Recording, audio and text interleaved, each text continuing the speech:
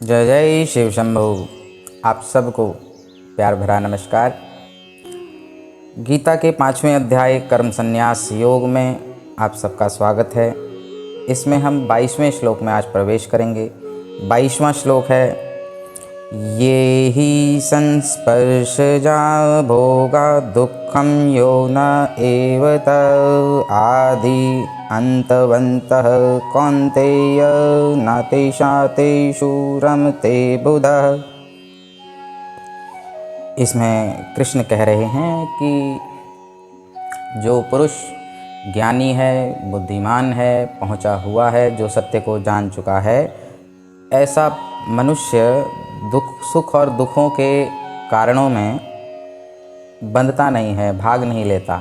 जो भी हमारे इंद्रियों से, भौतिक इंद्रियों के संसर्ग से, भौतिक इंद्रियों के होने से, चलने काम करने से जो भी सुख और दुख आते हैं, वो उनके कारणों में भाग नहीं लेता कि क्यों है, आ गए ना, ठीक है, अब मैं इन्हें सॉल्व करूँगा। परेशानी हो गई, मुझे चोट लग गई, ठीक है, लग गई। अब नहीं क्यों लगी, किस लिए लगी, नहीं करता, इससे कोई फ़ायदा नहीं। इसमें जो पढ़ता है वो अज्ञानी, उसे अज्ञानी बता रहे हैं। और जो दूसरी चीज़ सोचेगा भविष्य की, कब ठीक होगा, क्या होगा, हाय मेरा होगा भी नहीं होगा, वो भी उसे भी अज्ञानी बता रहे हैं। और ज्ञानी उसे कह रहे हैं जो इन दोनों में भाग नहीं लेता, जो सिर्फ ये कहता है लग गई, अब इसे ठीक करना है, थोड़ी दवाई करता हूँ और अपना काम करता हूँ, उसे वो ज्ञानी बता रहे हैं। तो वो कहते हैं, हे कुंती पुत्र, हे कौन्तेय, ऐसे भोगों का आदि तथा अंत होता है। तो ऐसे जो भी सुख हैं या दुख हैं, उनकी शुरुआत भी है और अंत भी है। मतलब आपको कोई दुख आया है तो वो आज आया है, आज उसकी शुरुआत है, तो उसका अंत भी होगा।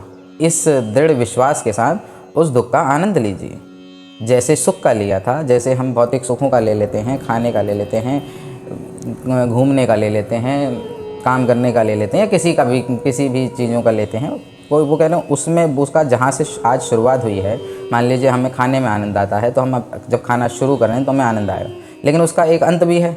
जैसे ही खाना ख़त्म हो जाएगा वो सुख ख़त्म हो जाएगा, बस। फिर थोड़ी देर बाद फिर नया सुख आएगा, फिर नया भूख, नहीं दोबारा कुछ खाने का मन करेगा।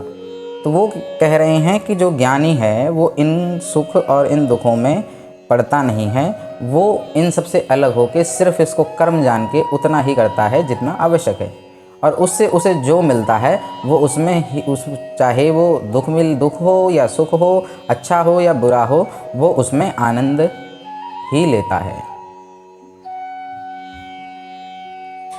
किंतु वो उसमें नहीं कि मैंने अभी खाने का आनंद ले लिया, वो खाने के आनंद को नहीं देखता, वो हमेशा ही आनंद में रहता है। वो चोट लगने के दुख से दुखी नहीं होता, वो आनंद में, उसे पता है ये आया है तो चले भी जाएगा, आज हुआ है, आज लगी है तो एक दिन ये ठीक हो भी जाएगा। तो इसलिए वो उससे विचलित नहीं होता। वो कह रहे हैं कि ऐसा व्यक्ति किसी भी चीज़ से विचलित नहीं होता, वो सदैव स्थिर बुद्धि वाला होता है। उसमें कोई भी सुख और दुखों का कोई बंधन नहीं पड़ पाता, वो इनके कारणों के परे चले जाता है, वो सिर्फ है, होने को है।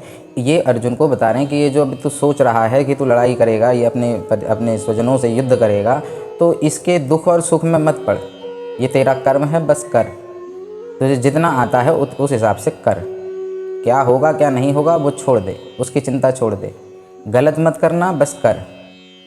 ऐसे ही वो हमें भी बता रहे हैं कि हम अपने सामने आई हुई परिस्थिति को सुख और दुख की कैटेगरी में डालने की बजाय हम सिर्फ क्या करें, हम उसको, जो भी समस्या आई है या सुख आया या दुख आया, उसको देखें और उसके ऊपर काम करें। यही है वर्तमान में होना। इसी को जो बार बार हमारे गुरुजन लोग कहते हैं कि वर्तमान में रहिए, तो ये है वर्तमान में रहना। उस घटना को लेकर उसके आगे पीछे ये क्यों हो गया, अब क्यों का कुछ ढूंढ के कुछ नहीं करोगे, हो गया तो अब इस पर एक्शन, बस। और जो ऐसा करता है वो सदैव ही आनंद में रहता है। ये 22वें श्लोक में कृष्ण ये मर्म दे रहे थे। मर्म यदि पसंद आया हो तो अपने इस चैनल को सब्सक्राइब करें। ऐसे ही अनवरत इस गीता के पूरे श्लोकों का, एक श्लोकों का मर्म जानने के लिए सब्सक्राइब करें और अपने दोस्तों को शेयर करें, क्योंकि ये ज्ञान बांटने से बढ़ता है। और आनंद में रहें, कृष्ण के आनंद में रहें। अपने जीवन में से ये सब सुख और दुखों में फंसना बंद कर दें। इसी इन्हीं शब्दों के साथ अपनी वाणी को विराम दूंगा। आप सबसे कल दूसरे 23वें श्लोक में फिर मुलाकात होगी। तब तक के लिए आनंद में रहें। जय श्री कृष्ण। हर हर महादेव।